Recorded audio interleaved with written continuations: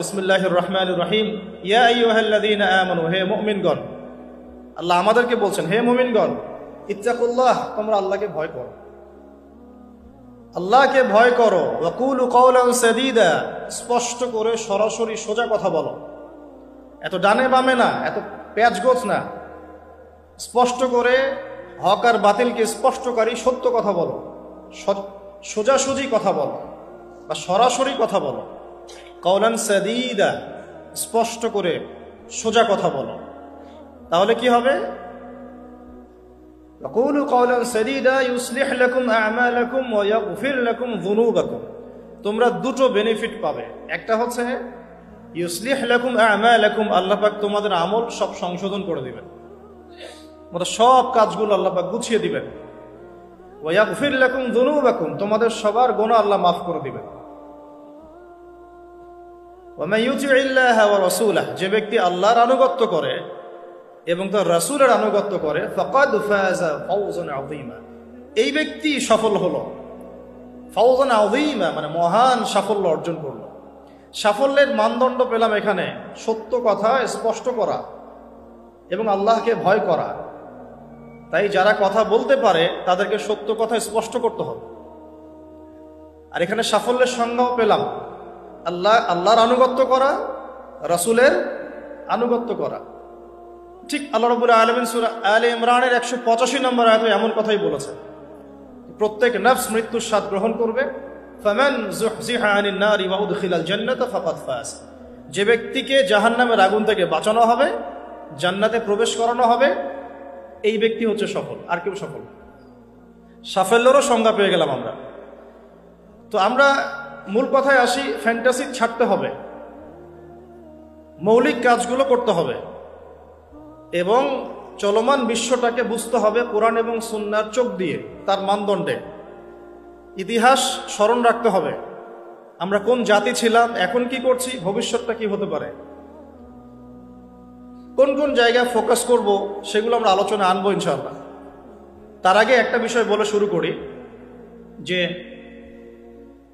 এখন ইসলাম আসার বলতে বোঝাচ্ছি নবী সাল্লাল্লাহু আলাইহি ওয়াসাল্লামের ইন্তেকাল হওয়ার প্রায় 1450 বছর চলে গেছে। কত বছর? প্রায় 1450 বছর চলে গেছে।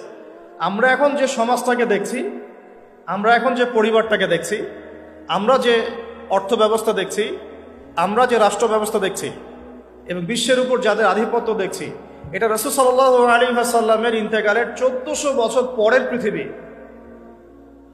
আমি কি বুঝাতে পারছি? এটাই সব না, এটা 1400 বছর পরের একটা ওয়ার্ল্ড আমরা দেখছি। কেমন ছিল ওই সময়? নবী সাল্লাল্লাহু আলাইহি ওয়াসাল্লাম যখন নবী হন নাই, তখনকার সমাজটা এখনকার বিশ্বের মতো ছিল। বলবেন কিভাবে? আমি বলছি, আমার কাছে হুজ্জাত আছে, প্রমাণ আছে, আমি প্রমাণ করছি কিভাবে। নবী সাল্লাল্লাহু আলাইহি ওয়াসাল্লাম যে যুগে নবী হন নাই, এখনো নবী হন নাই, যেটাকে আমরা বলি, কটাক্ষ করে বলি মধ্যযুগ, বা আমরা অনেক সময় অপমান করে বলি আইয়ামে জাহেলিয়া। শব্দগুলো শুনেছেন তো আপনারা? কখনো কি প্রশ্ন করেছেন যে আসলে কেন এই যুগটাকে আমরা জাহেলিয়া বলি, কেন অন্ধকারাচ্ছন্ন যুগ বলি? ওই যুগটা কি সূর্য উঠতো না? ওই যুগে কি সূর্য উঠতো না? তাহলে কেন অন্ধকারাচ্ছন্ন যুগ বলি? এক, ওই যুগের মানুষ আল্লাহ পাকের তাওহীদ, একত্ববাদ এর সাথে শিরককে মিশ্রিত করেছিল। এক নাম্বার। তাহলে এক নাম্বার কারণ কি? ওই যুগের মানুষ আল্লাহ পাকের তাওহীদের সাথে শিরককে মিক্স আপ করেছিল। মনে করবেন না যে তারা আল্লাহকে বিশ্বাস করতো না, এটা ভুল ধারণা।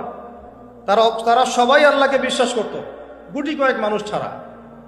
এমনকি আবু জাহেল, যাকে আমরা বলি এই উম্মতের ফেরাউন, নবীজি বলেছেন আবু জাহেল হচ্ছে এই উম্মতের ফেরাউন।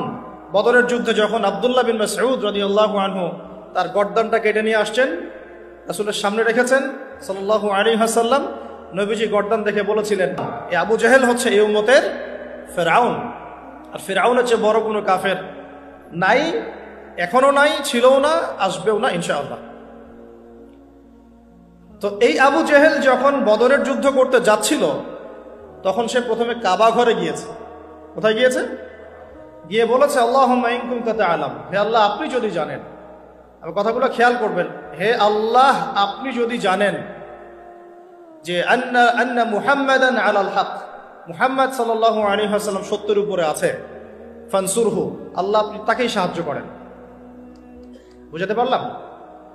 ওয়া ইন কুনতা তা'লাম, এবং আপনি যদি জানেন যে নাহনুল কুরাইশ আলাল হক, আমরা কুরাইশরা হকের উপরে আছি, ফানসুরনা, তাহলে আমাদেরকে সাহায্য করেন। বুঝাতে চাচ্ছি আবু জাহেলের মতো মানুষও আল্লাহকে বিশ্বাস করত। আইয়ামে জাহিলিয়াত মানে এমন নয় যে ওরা সবাই নাস্তিক ছিল, না, নট এট অল, মোটেই এমন নয়। তারা আল্লাহকে বিশ্বাস করত। তাহলে আল্লাহ পাক তাদেরকে কাফের কেন বলছেন? উত্তর সূরা জুমারের মধ্যে আছে। তারা লাত, উজ্জা, হুবল, মানাত এগুলোর পূজা করত, মূর্তি পূজা করত, এটা তো আপনারা জানেন।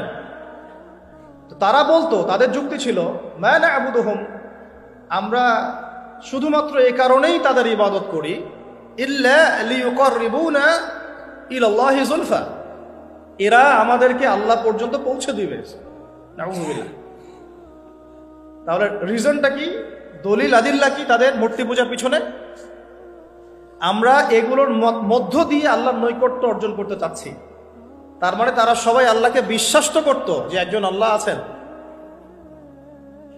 এখনকার বিশ্বের দিকে তাকিয়ে দেখুন, ওই একই শিরকের ছোঁয়া সব জায়গায় লেগে গেছে।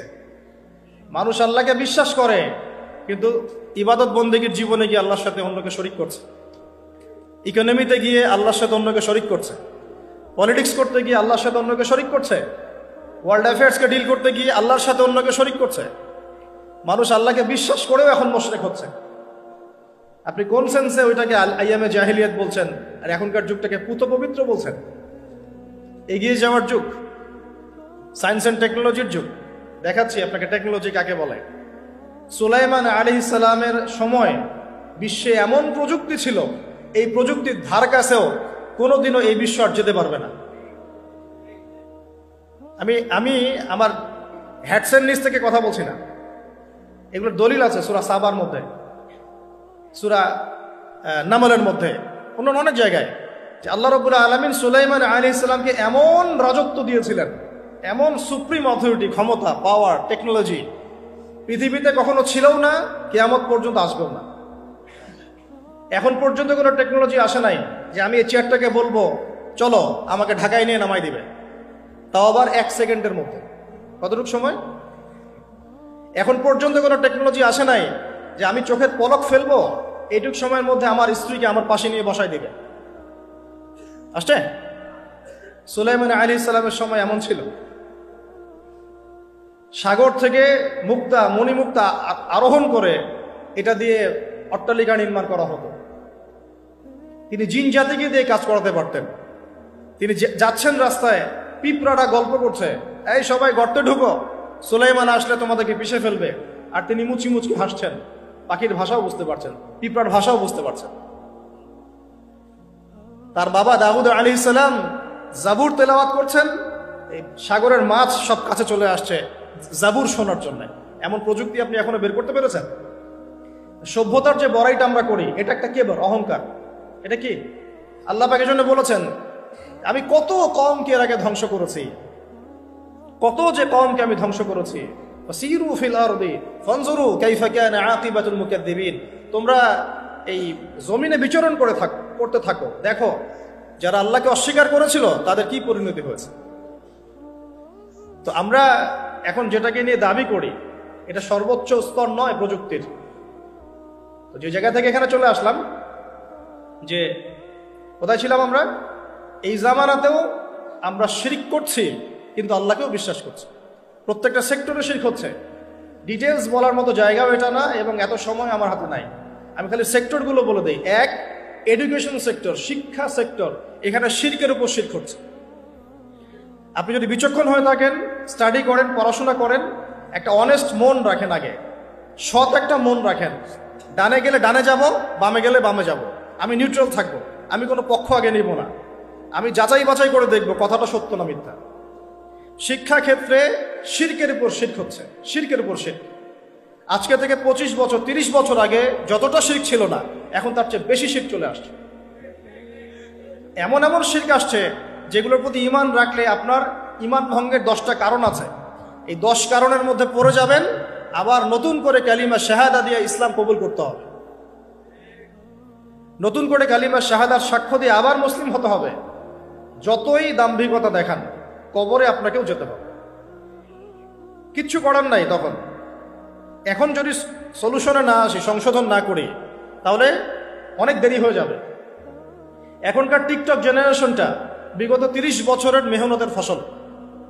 পশ্চিমাদের বিগত 30 বছরের মেহনতের ফসল এখনকার টিকটক জেনারেশন। ওরা মেহনত চালিয়ে যাচ্ছে, না জানি আরো 30 বছর পরে কোন টক জেনারেশন আসবে আল্লাহ ভালো জানে। একটা কমন সেন্সহীন, জীবনের উদ্দেশ্যহীন, একটা বুদ্ধিবৃত্তিক প্যারালাইজড প্রজন্ম। না জীবনের কোনো উদ্দেশ্য আছে, না কোনো পড়াশোনা করে, আর না একটু ভালো করে খেলাধুলা করে, আর না শরীর চর্চা করে, আর না কিছু লিখে, আর না কিছু জাতিকে কিছু দিচ্ছে, আর না পলিটিক্সে কোনো আগ্রহ আছে, আর না ইকোনমিক্সে কোনো আগ্রহ আছে, না ওয়ার্ল্ড অ্যাফেয়ার্স সম্পর্কে কোনো সচেতনতা আছে, না মুসলিম উম্মার এই দুরবস্থায় তার ভূমিকা রাখার কোনো ইচ্ছাও পর্যন্ত আছে। না সালাত আদায় করে, না কুরআন তেলাওয়াত করে, আর না ওযু করতে জানে ঠিকভাবে, আর না ফরজ ওয়াজিব সুন্নাত মুস্তাহাব জানে, আর না ফিকহুল মুয়াসসারের মতো সহজ ফিকহের কিতাবগুলো তার আয়ত্ত করা আছে,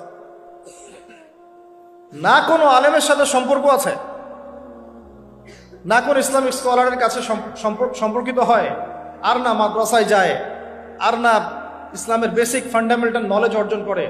জীবনের উদ্দেশ্যই নাই, শুধু মেয়ের পিছনে, শুধু মাদকের পিছনে, ড্রাগসের পিছনে, কোনো সময় মারামারি দাঙ্গা হাঙ্গামা করছে, কোনো সময় দেখা যায় বাইক দাবড়ায় বেড়াচ্ছে।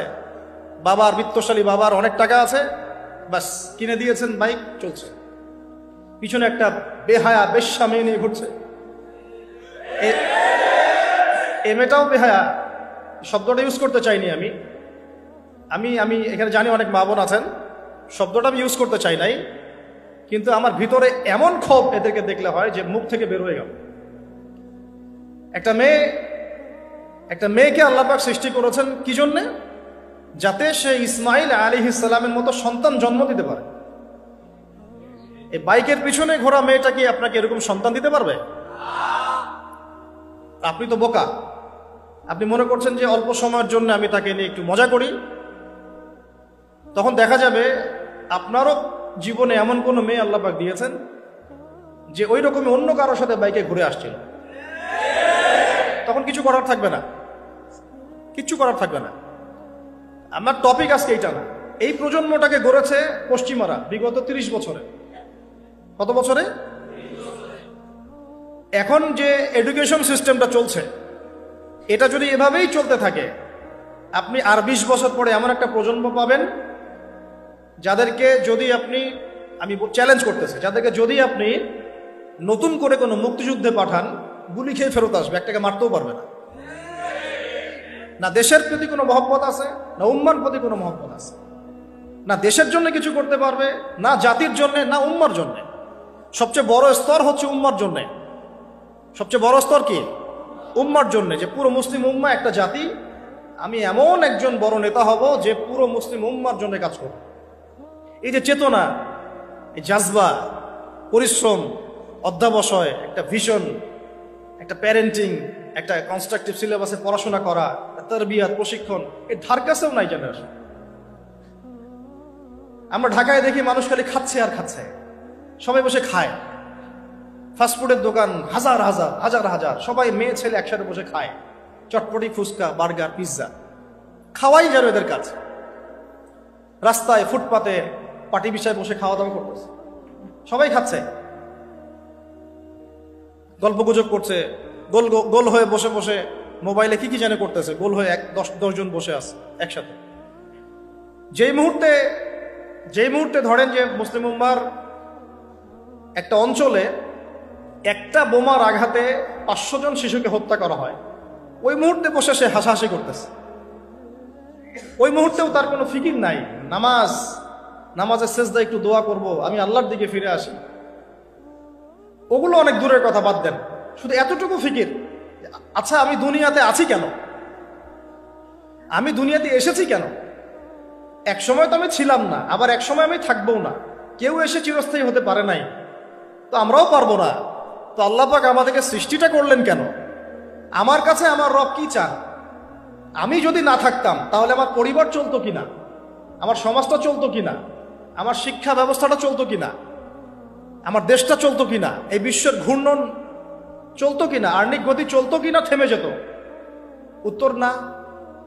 আমি না থাকলে আর্নিক গতি থামতো না, আমি না থাকলে কি আমার পরিবার থেমে থাকতো না, আমার সমাজ থেমে থাকতো না, এই মসজিদ থেমে থাকতো না, এই রাজনীতি থেমে থাকতো না, অর্থনীতি থেমে থাকতো না, দেশও থেমে থাকতো না, উম্মাও থেমে থাকতো না। তাহলে আল্লাহ পাক আমাকে কেন সৃষ্টি করলেন? আমার কি রোল আছে এখানে, আমার কি ভূমিকা? এই এতটুকু চিন্তা করার মতো আমাদের জেনারেশন আমরা পাচ্ছি না। আপনারা ফোন বের করে ছবি তুলতেছেন, ভাবেন এগুলো নিয়ে।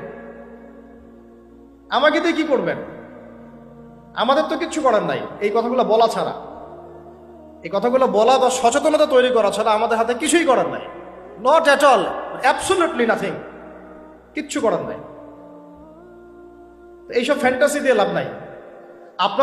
আপনাদের মধ্য থেকে জেনারেশন তৈরি করতে হবে, আপনাদের মধ্য থেকে আলেম তৈরি করতে হবে, আপনাদের মধ্য থেকে কারি, হাফেজ, দাঈল আল্লাহ এবং উম্মার নেতৃত্ব প্রদানকারী জেনারেশন তৈরি করতে হবে।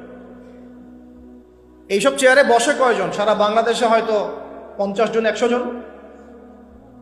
এই 100টা মানুষ ইউনাইটেড না, তারাও বিক্ষিপ্ত। 16 কোটি মুসলিমের দেশ বলছেন, 16,000 দলে বিভক্ত। এর মধ্যে সবচেয়ে বিশুদ্ধ যেটাকে আমরা মনে করি, সেখানেও দেখবেন যে আরো 10টা 20টা দল হয়ে বসে আছে। এর বাইরে গিয়ে আবার যারা বললো না তারা বিশুদ্ধ নয়, আমরাই সবচেয়ে বিশুদ্ধ, ওদের মধ্যেও 10টা দল হয়ে গেল। না তারা ইউনাইটেড, না তারা মানে আমরা, না আমরা ইউনাইটেড, আর না আমাদের কোনো আমিরুল মুমিনিন আছে যিনি সবাইকে একটা জায়গায় নিয়ে দিনের কিছু খেদমত নিবেন, আসসামু ওয়া তাআ থাকবে, শুনলাম মানলাম আনুগত্য করলাম, এমন থাকবে? নাই। না কোনো ইকোনমিক বেস, না কোনো স্বতন্ত্র মিডিয়া, স্বতন্ত্র প্রযুক্তি, না কোনো স্বতন্ত্র মানে পলিটিক্যাল প্ল্যাটফর্ম। কেউ কি আপনাদেরকে বোঝাতে সক্ষম হয়েছিল আজকে থেকে 10 বছর আগে যে আপনি যে পেপার মানি ইউজ করছেন এর মধ্যেও রিবা আছে, সুদ আছে? আমরা যে ইলেকট্রনিক মানিগুলো ইউজ করছি এর মধ্যেও রিবা আছে, সুদ আছে। রিবা মানে কি? রিবা, সুদ ইজ ইকুয়াল টু নিজের মাকে বিয়ে করা, নিজের মায়ের সাথে ব্যভিচার করা, নিজের মাকে বিছানায় নেওয়া, নিজের মায়ের সাথে সেই কাজ করা যে আমি আমার স্ত্রীর সাথে করি। এটা আমার কথা না, এই কথাটা বলে গেছেন আপনার নবী। আমার নবী না বলে আপনারই নবী বললেন। আপনার নবী, আল্লাহর হাবিব, আল্লাহর হাবিব, আল্লাহর সবচেয়ে পছন্দের বান্দা, যার জন্য আল্লাহ মাকামে মাহমুদ রেখেছেন, যার জন্য হাউজে কাউসার রাখা হয়েছে, যাকে আমাদেরকে দেখানো হবে, যিনি আমাদের জন্য সুপারিশ করবেন, যিনি আমাদের জন্য সুপারিশ করবেন কালকে আমাদের মাঠে। তিনি বলেছেন রিবার পাপের 70টা শাখা আছে। কতগুলা? তার সবচেয়ে নিচের শাখা হলো নিজের মায়ের সাথে জেনা করা। আউযু বিল্লাহি মিন যালিক। সর্বোচ্চ পাপ কি তাহলে? সূরা বাকারার 279 থেকে পড়া শুরু করেন। আল্লাহ পাক বলেছেন সর্বোচ্চ স্তরটা কি? রিবা। 1, রিবা সমান সমান আল্লাহর সাথে যুদ্ধ করা। 2, রিবা সমান সমান তার রাসূলের সাথে যুদ্ধ করা। পুরো বিশ্ব এখন আল্লাহ এবং তার রাসূলের সাথে যুদ্ধ করছে। পুরো ওয়ার্ল্ডটাই, এখনকার এই ওয়ার্ল্ড, এখনকার এই যুগ, এই জেনারেশন। আইয়ামে জাহেলিয়াতের সুদটা ছিল শুধু মক্কায়, হয়তো একটু মদিনায়, হয়তো একটু আরবের জাজিরার মধ্যে, এতটুকু জায়গায়। এখন পুরা গ্লোবালাইজেশন হয়েছে এবং সবাই আমরা মাশাআল্লাহ নাউজুবিল্লাহ কোনো না কোনোভাবে সুদভিত্তিক অর্থনীতির সাথে জড়িত আছে।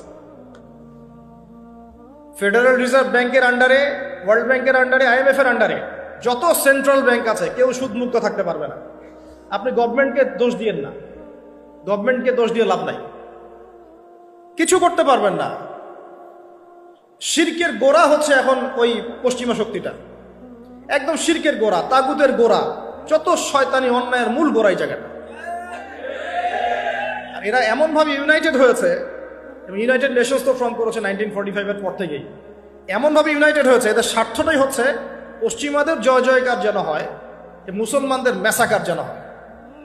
এটাই তাদের ভিশন ছিল। এই ভিশনে বিগত 100 বছর থেকে আমরা হাঁটছি। আর এটাই জায়নিস্টদের ভিশন ছিল। এরা কারা? এরা ইহুদি খ্রিস্টানদের মধ্যে একটা জাতি, একটা গ্রুপ, যারা এই ওয়ার্ল্ডটাকে রুল করতে চায়, শাসন করতে চায়। এখনো চোখে আঙ্গুল দিয়ে দেখাতে হবে যে তারা ওয়ার্ল্ডকে শাসন করছে, বেশাক করছে। একদিনে যদি 500 কেন 5000 বাচ্চাকেও মেরে শেষ করে ফেলে, তবুও তাদের এগেনস্টে কোনো পদক্ষেপ তারা নিবে না, কোনো পদক্ষেপ নিবে না। তারা জালেমদের বিরুদ্ধে কোনো পদক্ষেপ নিবে না, বরং তারা বলবে আমরা আমাদের মিত্রদের পাশে আছি। এরপরেও আপনাকে আমাকে দাজ্জাল চিনাতে হবে, দাজ্জালের ফলোয়ার্স চিনাতে হবে, এবং ওদের এজেন্ডা আপনাকে এখনো বোঝাতে হবে। ওরা কাউকে ছাড়বে না, একটা একটা করে ধরবে, একটা একটা করে আগাবে, একটা একটা করে ধরবে, একটা একটা করে আগাবে। এই সাবকন্টিনেন্টকে নিয়ে ওদের এত মাথা ব্যথা কেন? এই জায়গাটার মধ্যে অনেক কিছু হবে ইন ফিউচার, এই জায়গাটা নিয়ে ওদের অনেক মাথা ব্যথা। এবং আমি জানি না এই বিষয়গুলো আমাদের বড়রা বোঝেন কিনা, বা কতটুকু বোঝেন। হয়তো তারা বুঝলেও শুধু ওয়ার্ল্ড অ্যাফেয়ার্সের চোখ দিয়ে বুঝেন, কুরআন সুন্নাহর চোখ দিয়ে তো বুঝেন না। আল্লাহ রাব্বুল আলামিন তাদেরকে বন্ধুরূপে গ্রহণ করতে নিষেধ করেছেন আমাদেরকে। সূরা মাইদা খুলে পড়ে দেখেন, কোরআন তো আপনার বাসাতেও আছে। আল্লাহ পাক বলেছেন, লা তাত্তাখিযুল ইয়াহুদা ওয়ান নাসারা আউলিয়া বা'দুহুম আউলিয়াউ বা'দ। হে মুমিনগণ, তোমরা এই ইহুদি এবং নাসারাদেরকে বন্ধুরূপে গ্রহণ করো না। বিজনেস করতে আল্লাহ নিষেধ করেন নাই, বিজনেস, বাণিজ্য, ট্রেড, এগুলোতে আল্লাহ পাক নিষেধ করেন নাই। আল্লাহ বলেছেন ওদেরকে অ্যালায়েন্স হিসেবে গ্রহণ করো না, বন্ধুরূপে গ্রহণ করো না। বা'দুহুম আউলিয়াউ বা'দ, তারা একে অপরের বন্ধু। ওয়া মান ইয়াতাওয়াল্লাহুম মিনকুম ফাইন্নাহু মিনহুম, তোমাদের মধ্যে কেউ যদি ওদের দিকে মুখ ফিরাও, তুমি তাদের অন্তর্ভুক্ত হয়ে যাবে। ইন্নাল্লাহা লা ইয়াহদিল কওমাজ যালিমিন, আল্লাহ এই জালেমদেরকে হেদায়েত দিবেন না। বা'দুহুম আউলিয়াউ বা'দ, তারা একে অপরের বন্ধু। এখনো কি আপনাদেরকে চোখে আঙ্গুল দিয়ে বোঝাতে হবে যে এই জারজ রাষ্ট্রটা টিকে আছে পশ্চিমাদের সমর্থনে? 1914 সাল থেকে শুরু করে এই পর্যন্ত আমি হিসেব দিতে আসিনি এখানে কতজন মুসলিম ভাইকে তারা হত্যা করেছে, কতগুলো ভূমি তারা দখল করেছে, কতগুলো শিশুকে হত্যা করেছে, কতগুলো মা বোনকে উঠিয়েছে আর ধর্ষণ করেছে। এই পরিসংখ্যান দেয়ার গায়েরও তামান নাই, কারণ এটা আমাদের নেগেটিভ, আমাদের জন্য নেগেটিভ হবে। বলতে গেলে আমাদের ত্রুটি বা আমাদের শূন্যতা, আমাদের দুর্বলতা সবার সামনে প্রকাশ করা হবে, এই জন্য আমরা বলতে যাচ্ছি না। ডক্টর আলী মোহাম্মদ সাল্লাভি, তার বইগুলো পড়ে দেখেন, হিস্ট্রির। ডক্টর রাগিব সার্জানির বইগুলো পড়ে দেখেন, একটা পরিসংখ্যান পাবেন। পুরো জায়গাটাই কেন এত আগ্রহ এই জায়গাটা নিয়ে? কারণ তারা এখান থেকে দাজ্জালের রাষ্ট্রটা কায়েম করতে চায়। দাজ্জালের রাষ্ট্র কোনটা হবে? এই মিশরের নীলনদ থেকে শুরু করে এই ইরাকের ইউফ্রেটিস নদী পর্যন্ত পুরা হোলি ল্যান্ডটাই তারা দখল করতে চায়। পুরো বিশ্বের যত পলিটিক্যাল অ্যাফেয়ার্স সবকিছু এই বিষয়টাকে কেন্দ্র করেই হচ্ছে। কারো চোখ খুলতেছে না এখনো। এদের যত কিছু তারা ওয়ার্ল্ডে করছে, বিগত 100 বছরে করে যাচ্ছে, এটা শুধু জেরুজালেমের জন্য। তারা বিশ্বকে শাসন করতে চায়, ওই জায়গা থেকে তারা বিশ্বটাকে শাসন করতে চায়। আমরা গতকালকে দেখে আজকের সিদ্ধান্ত নেই, আর তারা বিগত 100 বছর থেকে প্ল্যান করে করে করে এই জায়গায় এসেছে এই জায়নিস্টরা। এবং তাদেরকে বন্ধুরূপে গ্রহণ করতে আল্লাহ পাক আমাদেরকে নিষেধ করেছেন। কিন্তু এই কথাটা আরবের মুনাফিকদেরকে কে বুঝাবে? চতুর্দিকে বসে আছে এবং তাদের প্রত্যক্ষ সমর্থনে ওদের মসনদ টিকে আছে, চোখের সামনে রক্তের বন্যা বয়ে যাচ্ছে, আর ওরা বলছে আমরা ব্যবস্থা নিচ্ছি, আমরা এই বিষয়ে উদ্বিগ্ন, এটা মানবতা বিরোধী কাজ। এই পর্যন্ত শেষ, দ্যাটস অল, ফুল স্টপ। কারো কোনো শক্তি সামর্থ্য হলো না সবাইকে এক টেবিলে বসানোর, পণ্যগুলা বয়কট করার, ওদের উপর অর্থনৈতিক চাপ আরোপ করার, তেলগুলা বন্ধ করে দেওয়ার, পেট্রোডলার মনিটরিং সিস্টেমটা অফ করে দেওয়ার। এই ঈমান, এই সৎসাহস কেউ দেখাতে পারলো না। কারণ এখন তো আর উমর ইবনুল খাত্তাবের যুগ নাই, এখন তো আর আলী ইবনে আবি তালেবের যুগ নাই, এখন তো সালাউদ্দিন আইয়ুবী রাহিমাহুল্লাহ বেঁচে নাই, এখন আমাদের শেখরা বেঁচে আছে। আরো অবাক হই, বাংলাদেশের মাটিতে আরো অবাক হই, এতটাই অবাক হই যে কথা বলার ভাষা হারিয়ে ফেলি যে এরকম সিচুয়েশনেও কিছু মানুষকে দেখা যায় ওই মাজলুমদের পক্ষ না নিয়ে জালেমের পক্ষ নিচ্ছে, ঘুরিয়ে ফিরিয়ে ফতোয়া দিচ্ছে, ঘুরিয়ে ফিরিয়ে। আর সরাসরি বললেই হয় যে আমরা ইসরায়েলের টাকায় চলি, বললেই হয়। এতদূর পর্যন্ত যখন বলেছেন, এটুকু বললেই তো হয়ে যায়, নিজের অবস্থানটা স্পষ্ট হয়ে যায়। না আছে ইতিহাসের জ্ঞান, না সত্যিকার অর্থে আকীদা মানহাজের জ্ঞান আছে, আর না সত্যিকারের সিরাত বোঝে, আর না দিন কায়েমের কোনো জাজবা আছে। আমাকে একটা প্রশ্ন উত্তর দেন, যদি আল্লাহ না করুক মদিনা মুনাওয়ারায় কেউ হামলা করে, যদি আল্লাহ না করুক, ইতিহাসে কিন্তু করা হয়েছে অনেকবার, ইতিহাস পড়ে দেখবেন। এখন যদি কেউ করে, এটা কি শুধুমাত্র সৌদি আরবের অভ্যন্তরীণ সমস্যা থাকবে? ওরা সামাল দিবে, আমরা কিচ্ছু বলবো না। আমরা শুধু বলবো আমরা উদ্বিগ্ন, নিন্দা জানাই। আচ্ছা, হামলা করে যদি পুরো জায়গাটা মদিনাটা দখলই করে ফেলায় এবং মদিনাবাসীকে কাটা শুরু করে, গুলি করে ব্রাশ ফায়ার করা শুরু করে, আমরা কি বলবো এটা সৌদি আরবের অভ্যন্তরীণ সমস্যা? এটা তারা সামাল দিক। এবং তখন যদি কিছু ভাই, ওই আরবেরই কিছু ভাই অস্ত্র নিয়ে প্রতিহত করা শুরু করে, তখন নিশ্চয়ই আমরা ওদেরকে বলবো ওদের আকীদা ঠিক নাই, ওদের মানহাজ ঠিক নাই, ওদের কাজটা ভুল, ওরা আত্মঘাতী সিদ্ধান্ত নিচ্ছে, বা ওরা ভুল করছে, পাগলামি করছে। নিশ্চয়ই আমরা এগুলো বলবো না। তখন যদি কেউ এরকম কথা বলতে পারে, তাকে আপনি মুনাফিক ছাড়া আর কি শব্দ বলতে পারেন? আর কিছু আছে শব্দ প্রয়োগ করার? আরেকটা কথা বলতে পারেন, একটা হাদিসে আসছে, যখন তোমার লজ্জা থাকবে না তখন তুমি যা ইচ্ছা তাই করতে পারো। এটা হাদিস।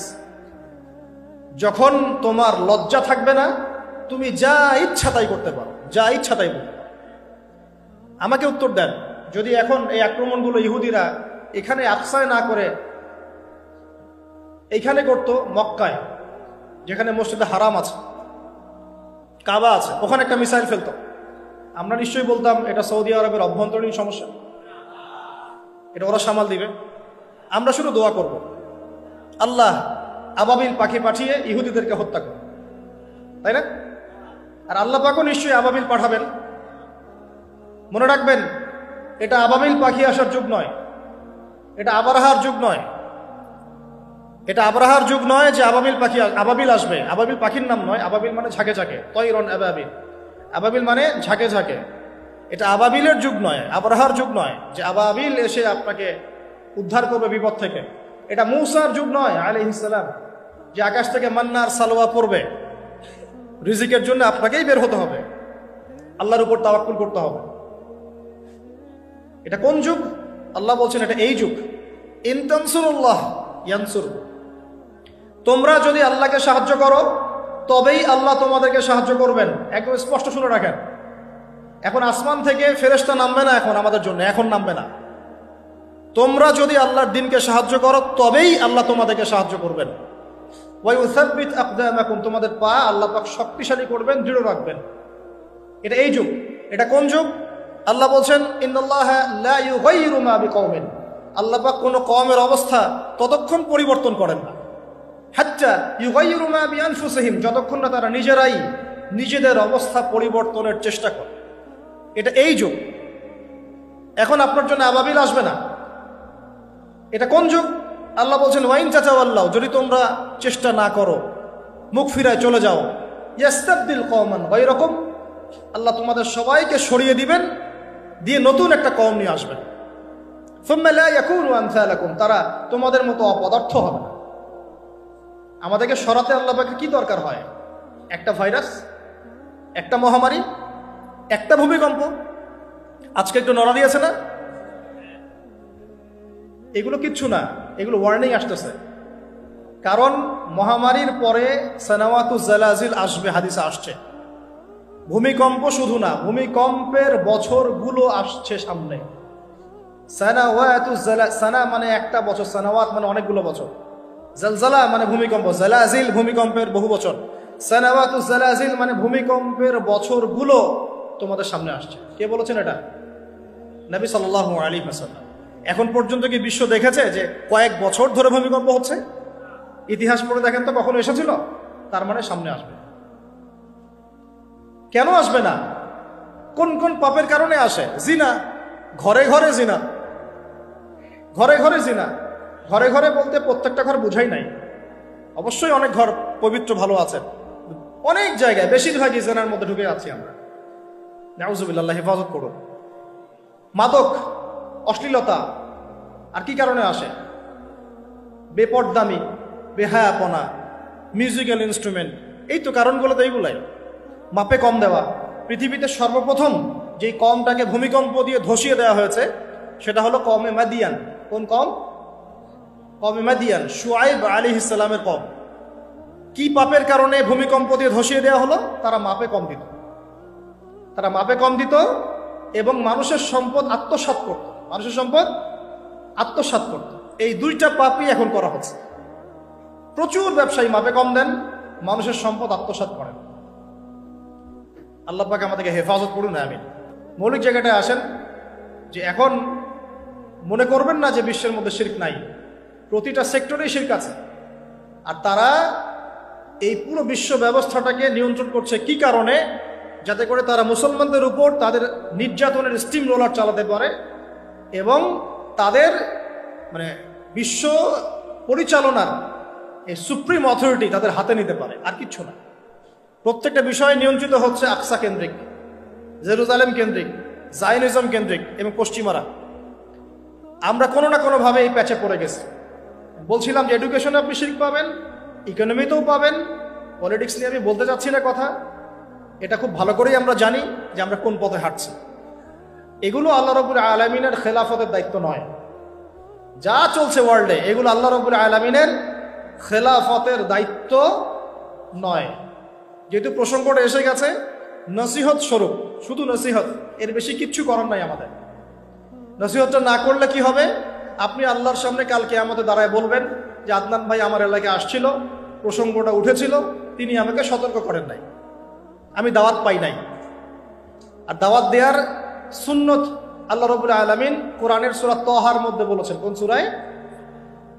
আল্লাহ পাক কি বলেছেন শুনুন। আল্লাহ পাক বলেছেন, ইযহাবা ইলা ফিরআউন, তোমরা দুজন মুসা আর হারুন তোমরা ফিরআউনের কাছে যাও। কার কাছে?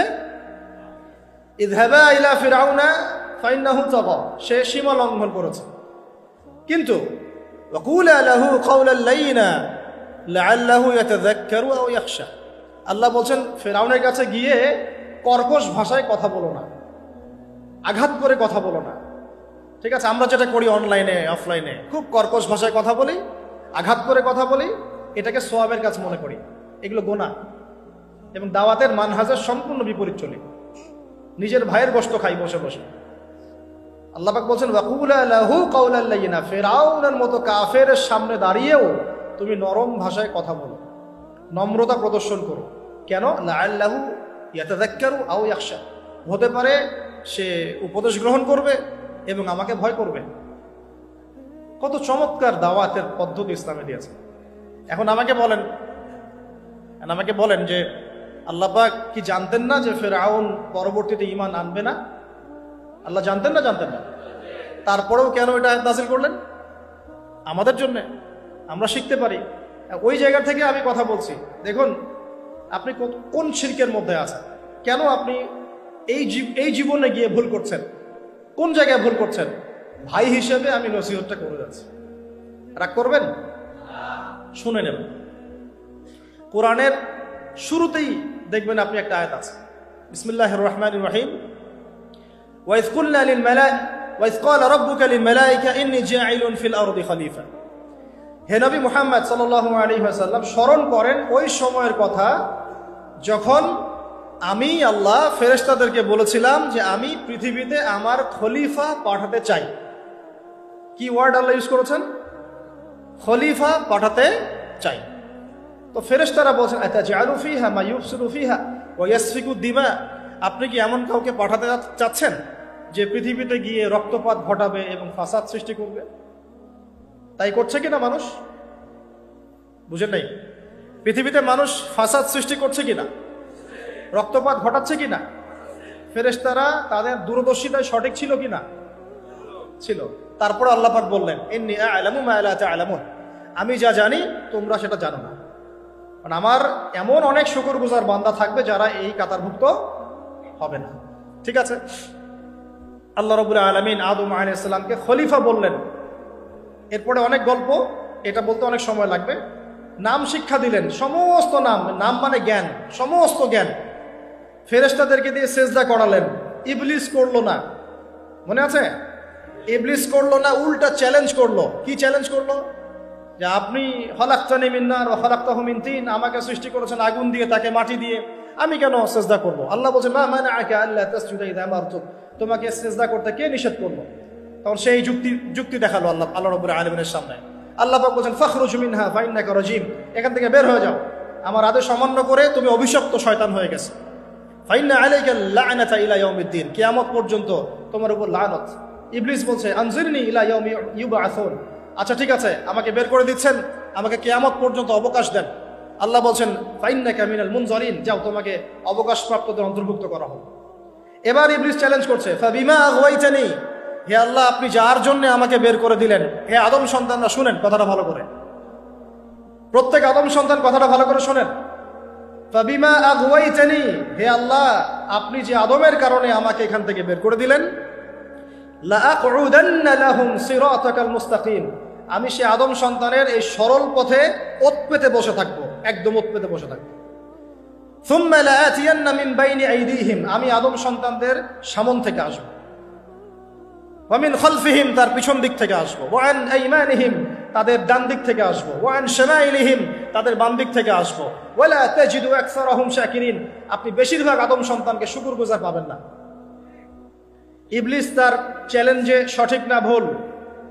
এখনকার বিশ্ব এবং পরিবেশের দিকে তাকায় দেখেন, বেশিরভাগ মানুষ আল্লাহর পথে আছে না নাই? নাই। আল্লাহ পাক তাকে বের করে দিলেন। সে আরো একটা চ্যালেঞ্জ করেছিল, সে চ্যালেঞ্জ করেছিল, এইটা আমি আজকে স্টাডি করতে গিয়ে পেয়েছি, বিকজ আজকে একটা ইস্যু আমার সামনে এসেছিল, তো মনে হলো যে এটার দলিলটা কোথায় বের করতে হবে। তো দেখলাম যে ওয়াও, এটা তো ইবলিসের চ্যালেঞ্জ। এখনকার যে প্রবলেমসগুলো আপনি ফেস করছেন, জিনার প্রবলেম, ফ্রি মিক্সিং এর প্রবলেম, তারপরে এই যে ব্যভিচারের প্রবলেম, অশ্লীলতার প্রবলেম, ইভেন ট্রান্সজেন্ডারের প্রবলেম, হ্যাঁ ট্রান্সজেন্ডারের প্রবলেম, সমকামিতার প্রবলেম, এগুলো ইবলিসের চ্যালেঞ্জ ছিল। সুবহানাল্লাহ, এগুলো ইবলিস আল্লাহর সাথে চ্যালেঞ্জ করেছিল যে আমি আদম সন্তানকে এইভাবে পথভ্রষ্ট করব। কি বলেছে জানেন?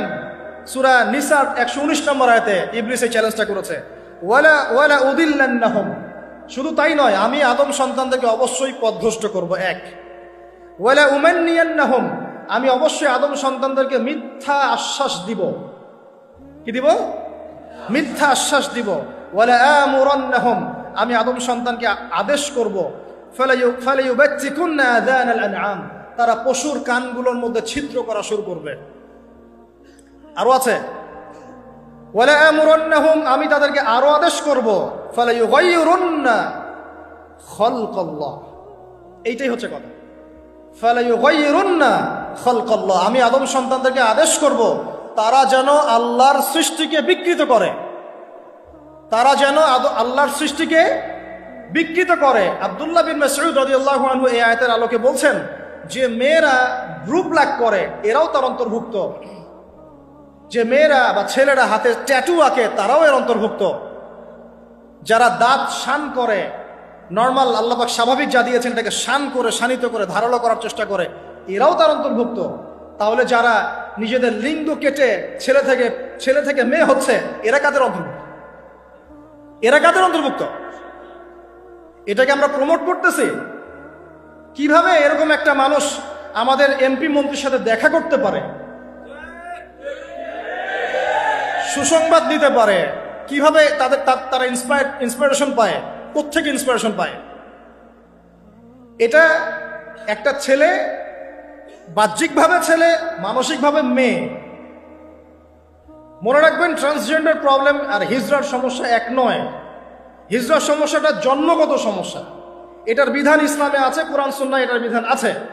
আয়েশা রাদিয়াল্লাহু আনহার কাছেও একজন হিজড়া এসেছিল। নবী সাল্লাল্লাহু আলাইহি ওয়াসাল্লাম তাকে বলেছিলেন যে তার মধ্যে যদি পুরুষের স্বভাব বেশি থেকে থাকে, তাহলে তার কাছ থেকেও আমাদেরকে পর্দা করতে হবে। কথা বুঝতে পারছেন? তার মধ্যে যদি পুরুষের স্বভাব বেশি থাকে, তাহলে মেয়েরা তার থেকে পর্দা করতে হবে এমন ভাবার সুযোগ নাই যে সে তো তৃতীয় লিঙ্গের মানুষ, পর্দার দরকার নাই। নো, তো হিজরার প্রবলেমটা ইসলামে আছে, সলিউশন ইসলামে আছে। এটা কি সমস্যা? ট্রান্সজেন্ডার সমস্যা। সে বলছে আমি ফিজিক্যালি মেল কিন্তু মেন্টালি ফিমেল। তাহলে একটা মানুষের যদি ফিজিক্যাল স্ট্রাকচার পুরুষের হয় আর মানসিকতা যদি মেয়েদের হয়, তাহলে চিকিৎসা তো করতে হবে মানসিক অবস্থা, তাকে মানসিক ট্রিটমেন্ট দিয়ে তাকে পুরুষ বানাতে হবে। এটা হলো ইসলামিক ট্রিটমেন্ট। আর আপনি এখানে এরা কি করছে? বাহ্যিকভাবে পুরুষাঙ্গ কেটে ফেলে, পুরুষের যে অন্ডকোষ সেটা সব কেটে ফেলে সে ওইখানে সার্জারি করে মেয়ে হচ্ছে, এবং বুকের মধ্যে স্তনের মধ্যে সার্জারি করে মেয়ে হচ্ছে। এটা হলো ট্রান্সজেন্ডার। ওয়ালা আমুরান্নাহুম ফালায়ুগাইয়িরুন্না খালকাল্লাহ, তারা আল্লাহ পাকের সৃষ্টিকে বিকৃত করবে। এই যে শয়তান চ্যালেঞ্জ করেছে, এখন দেখেন ওই যুগ চলছে, ওই যুগে আমরা চলে আসছি। শয়তান চ্যালেঞ্জ করেছিল সামন থেকে আসবো। সামন থেকে আসবো মানে কি? স্পষ্ট কুফর শিরক এগুলো নিয়ে আসবে, চিনতে পারবেন স্পষ্ট কুফর শিরক। পিছন থেকে আসবো, পিছন থেকে আসবো মানে কি? এমন কিছু নিয়ে আসবে আপনি চিনতে পারবেন না কোনটা সত্য কোনটা মিথ্যা। ডান দিক থেকে আসবো মানে কি? আপনাকে দুনিয়া নিয়ে আসবে, দুনিয়ার চিন্তা পেরেশানি দিয়ে দিবে। বাম দিক থেকে আসবো মানে কি? পরকালের ফিকির আপনাকে বিভ্রান্ত করে রেখে দিবে, নেক্সট রোতে ধোকা খাওয়াই দিবে। এখানে বলছে আমি অবশ্যই পথভ্রষ্ট করব। এরা পশুর কান ছিদ্র করবে এবং আল্লাহর সৃষ্টিকে তারা বিকৃত করবে। আব্দুল্লাহ বিন মাসউদ রাদিয়াল্লাহু আনহুর যুগে তো এরকম জেনারেশন ছিল না, তাই তিনি ওই কথাটা বলতে পারেন নাই। তখন তিনি বলেছেন ব্রু ব্ল্যাক করলেও এর অন্তর্ভুক্ত হবে, দাঁত শান করে উপরে ফেললে অন্তর্ভুক্ত হবে, ট্যাটু আঁকলে অন্তর্ভুক্ত হবে। আল্লাহ পাক স্বাভাবিক যা দিয়েছেন তার থেকে যদি অস্বাভাবিক পরিবর্তন করতে চায় সৃষ্টিকে, তাহলে এর অন্তর্ভুক্ত হবে। তবে যেসব ক্ষেত্রে ইসলাম অনুমোদন দিয়েছে ওই ক্ষেত্র জায়েজ।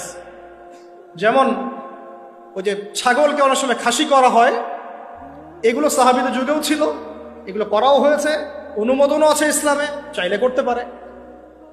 কিন্তু একটা আদম সন্তানের আকৃতিকে এভাবে আপনি পরিবর্তন করে দিবেন, এটাকে উৎসাহিত করে দিবেন, এটা নিয়ে বই লেখা হবে, প্রমোট করা হবে। সুবহানাল্লাহ, আমরা কোন যুগে চলে আসলাম? আজকে থেকে 30 বছর আগেও একটা ছেলে যদি একটা ছেলের দিকে আকর্ষিত হতো, এটাকে মানসিক রোগ বলা হতো। এখন এটাকে জায়েজ করে দেওয়া হচ্ছে। দেখা যায় প্রতি 100 জনের মধ্যে 5 জন 6 জন দেখা যায় সমকামী। ফেসবুক এগুলো ঘাটাঘাটি করলে চোখ কপালে উঠে যায়। আগে যেমন পতিতালয়ের জন্যে এই ছেলেপেলেগুলো কিছু পাগল ছিল, ওখানে গিয়ে রাত কাটাতো। তারপরে ওদেরকে বাসায় নিয়ে আসা শুরু হলো, মানে একটা ছেলে একটা মেয়েকে ভাড়া করে বাসায় নিয়ে আসতো, রাত কাটাতো। এটাও তো একটা নোংরা যুগ ছিল কয়েকদিন আগেই। এখন কি হয় জানেন? একটা ছেলে আর একটা ছেলেকে ভাড়া করে বাসায় নিয়ে, আল্লাহ পাকের গজব টেনে নিয়ে আসতেছেন আপনারা। আল্লাহ পাকের গজবটা জোর করে টেনে নিয়ে আসতেছেন। আল্লাহ পাক গজব দিতে চাচ্ছিলেন না আপনাদের উপরে, এবার দিবেন ইনশাআল্লাহ। জোর করে আল্লাহর গজব টেনে আনতেছেন। আমি জেনারেশনের অধঃপতনের স্তরগুলো আপনাকে দেখাতে পারবো।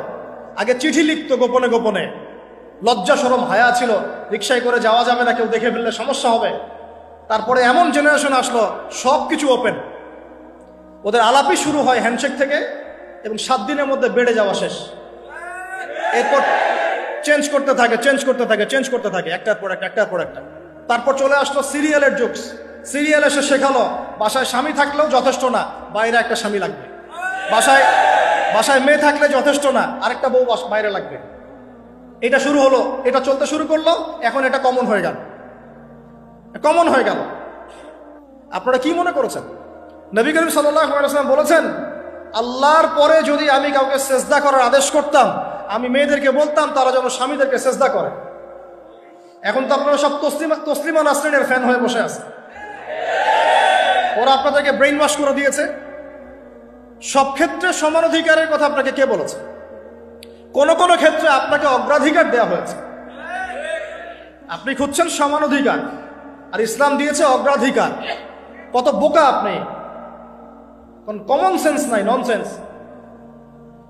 বাসায় ঘরে ঘরে প্রবলেমসগুলো চলতেছে, ঘরে ঘরে। কেন এত বেসবর? কেন এত আনুগত্যহীনতা? কেন? কথা শুনতে হবে, মানতে হবে।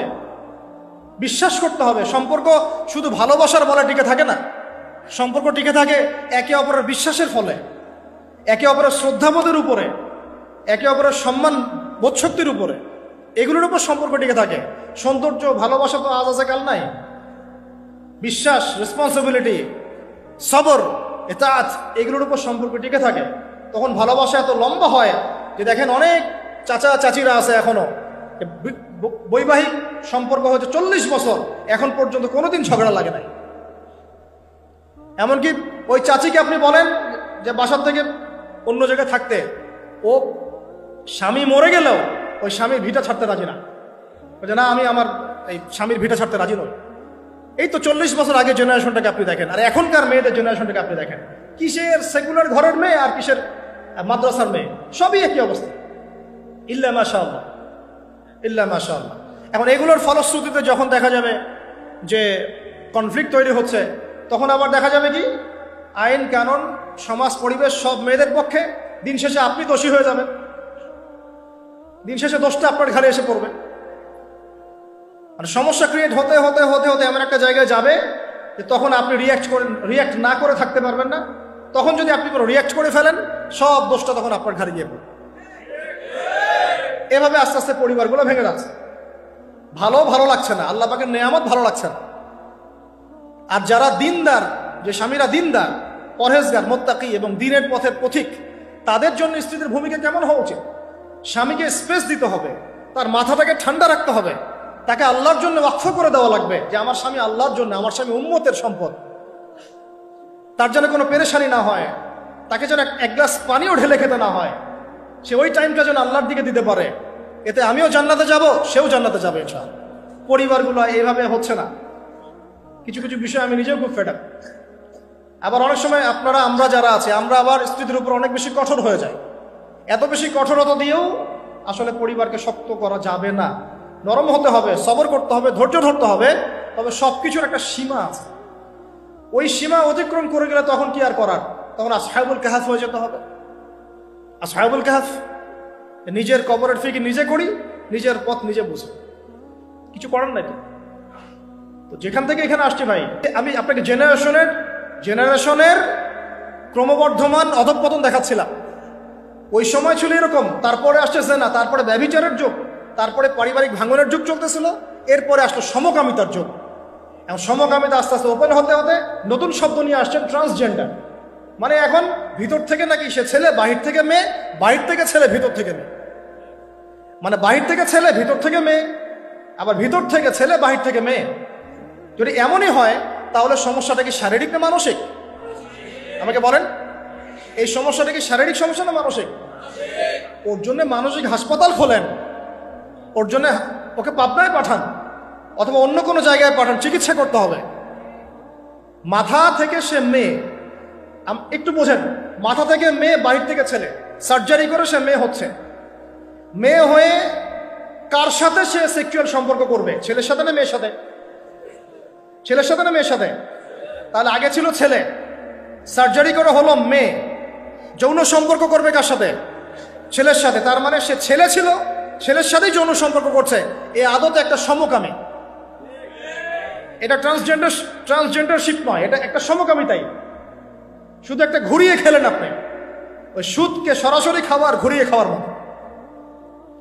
একটা ছেলে, একজন মনে করেন যে মেয়ে, ফিজিক্যালি মেয়ে, মানসিকভাবে ছেলে, সার্জারি করে এখন সে ছেলে হতে চাচ্ছে।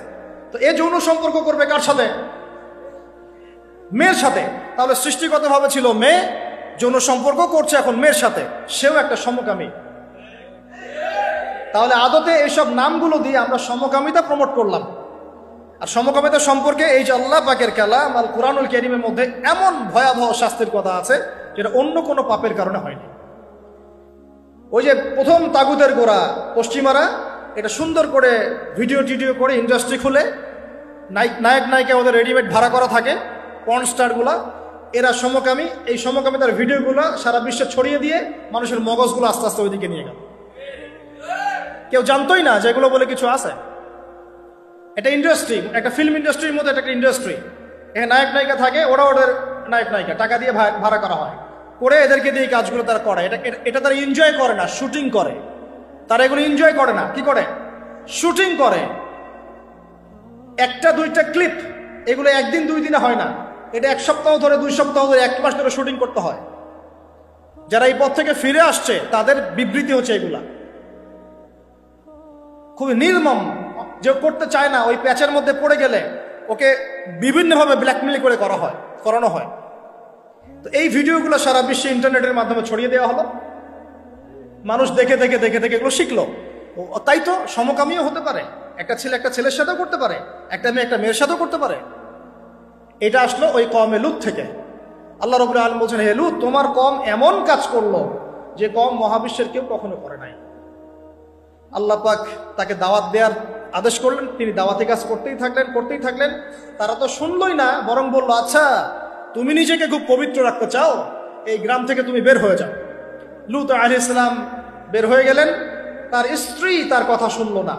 আল্লাহ পাক বললেন, তা তোমার স্ত্রী এই জালেমদের অন্তর্ভুক্ত হয়ে যাবে, তুমি নিজে এখান থেকে বের হয়ে যাও। লূত আলাইহিস সালাম বের হয়ে গেলেন। আল্লাহ রাব্বুল আলামিন 2 জন ফেরেশতাকে পাঠালেন, একজন জিবরাইল আলাইহিস সালাম, একজন মিকাইল আলাইহিস সালাম, সুন্দর বালকের রূপে। টকটকা অনেক সুন্দর বালক থাকে না, দেখতে দেখতে মিষ্টি মিষ্টি। এই বালকদের দিকে পর্যন্ত তাকাতে নিষেধ করা হয়েছে। এই বালকদের দিকে, ছোট ছোট সুন্দর সুন্দর ছেলের চেহারার যে বালকরা আছে, কিশোর, এদের দিকেও অনেকক্ষণ তাকায় থাকতে নিষেধ করা হয়েছে, যাতে ওদের দিকে কোনো আকর্ষণ সৃষ্টি না হয়। এখন তো বলতে লজ্জা লাগে, বিভিন্ন জায়গায় মাদ্রাসার মধ্যে এইসব ঘটনা ঘটছে। এখন এটা কি মাফ হয়ে যাবে মনে করেছে? অন্য জায়গাতে তো হচ্ছেই, কোনো কোনো ক্ষেত্রে আমরা দেখছি যে মাদ্রাসার মধ্যে এসব ঘটনা ঘটছে। কেন? ব্যবস্থা নিতে হবে, ব্যবস্থা অবশ্যই গ্রহণ করতে হবে। প্রয়োজনে এসব আবাসিকের একটা জায়গায় গাদাগাদি করে একসাথে সবাইকে কেন রাখেন? সবার জন্য আলাদা আলাদা ঘর করতে পারলে করেন, না হলে মাদ্রাসা করার দরকার নাই। আপনার ওদের ব্যক্তিগত লাইফ নাই, পার্সোনালিটি নাই, প্রাইভেসি নাই। একটা কম্বলের নিচে আপনি 3 জনকে ঘুম পাড়াচ্ছেন কেন? আস্তে আস্তে তো একটা সমস্যা সৃষ্টি হয়ে যেতে পারে। এটা তো পর্নোগ্রাফির যুগ, এটা। তো ওই 2 জন ফেরেশতা সুন্দর বালকের রূপ ধরে এসে তাদেরকে নসিহত করতে লাগলো। এবার এই 2 জন কি করল? এই 2 জনের ব্যাপারে তারা কি বললো জানেন? তারা লূত আলাইহিস সালামের কাছে এসে বলছে, হে লূত, তোমার মেহমানদেরকে আমাদের হাতে তুলে দাও। তখন লূত আলাইহিস সালাম বলছেন যে, আলা একটা কি জানি, আলাইসা মিনকুম রাজুলুন রাশীদ, আর তোমাদের মধ্যে কি একটা ভালো মানুষও বাকি থাকলো না? আলাইসা মিনকুম রাজুলুন রাশীদ, তোমাদের মধ্যে কি একটা ভালো মানুষ আর বাকি থাকলো না? আমার মেহমানদেরকে পর্যন্ত এভাবে চাচ্ছ? হ্যাঁ, উলাই বানাতি ইন কুনতুম ফাইলিন, যদি তোমাদের চাহিদা থাকে, আমার মেয়েরা আছে, মেয়েদেরকে বিয়ে করে নাও। সুবহানাল্লাহ, কত বড় কলিজা একটা নবীর, দেখেন কত দরদ। তোমরা পাপ কাজ থেকে দূরে থাকতে পারছো না, হালাল পথে ফিরে আসো, প্রয়োজনে আমার মেয়েদেরকে তোমাদের সাথে বিয়ে দিচ্ছি, আমাদের মেয়েদেরকে বিয়ে করে নাও। ও বলছে, তারা বলছে, না, তুমি তো জানোই ভালো করে, ইন্নাকা লা তা'লামু মা নুরিদ, তুমি তো খুব ভালো করেই জানো আমরা আসলে কি চাচ্ছি। আস্তাগফিরুল্লাহ। মানে তোমার মেয়েদের ব্যাপারে আমাদের কোনো আগ্রহ নাই, ওই ছেলে 2টার ব্যাপারে আমাদের আগ্রহ।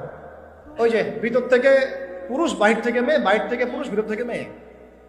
এই তো সাইকোলজিক্যাল ব্যাপারটা এরকম না? ছেলের প্রতি আগ্রহী, মেয়ের প্রতি কোনো আগ্রহ নাই, ছেলের প্রতি আগ্রহ। এখন আল্লাহ রাব্বুল আলামিন বললেন যে, সকালের জন্য অপেক্ষা